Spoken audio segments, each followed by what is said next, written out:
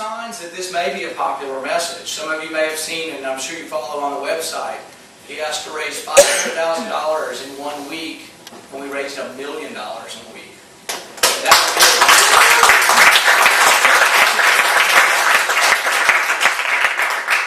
And we haven't announced what our third quarter is going to be, but this is a thing that the media reports a lot of. And the media actually makes their choices on who they cover on fundraising, which I always have thought is a great irony, because the media has always been the biggest proponents of campaign finance reform, and they always decry that money corrupts politics, but then they won't cover politicians unless they've raised a certain amount of money.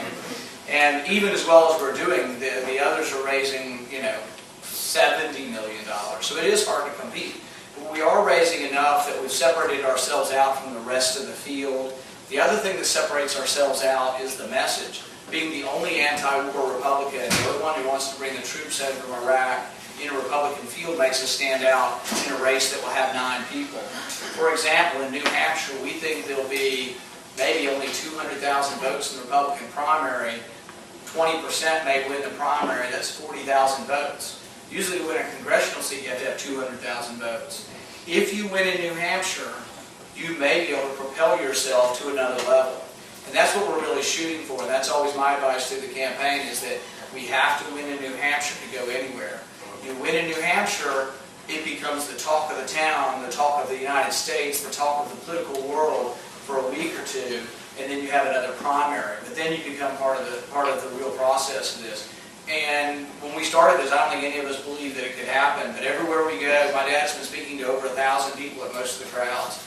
Most of the places in Chicago a week ago, over 1,000, USC a couple weeks before that, over 1,000. So enormous crowds are turning out for this.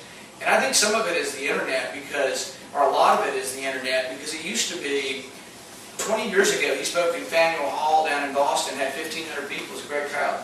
The local network didn't cover it. If you lived here, or if you lived in Kentucky where I live, or in Texas, you never heard about it. Now at least we have our own cameras and we video everything is on YouTube, so it encourages all the rest of us that we're not alone. So the campaign builds and moves on. I tell people one interesting thing about the other campaign is if you're in a McCain or a Thompson campaign, there had already been somebody taking his camera. Your cameras are put aside when you come into the thing because they're afraid they'll say something. They might go on YouTube that they won't be embarrassed of. Or you might catch them combing their hair, maybe. In fact, it's quite likely.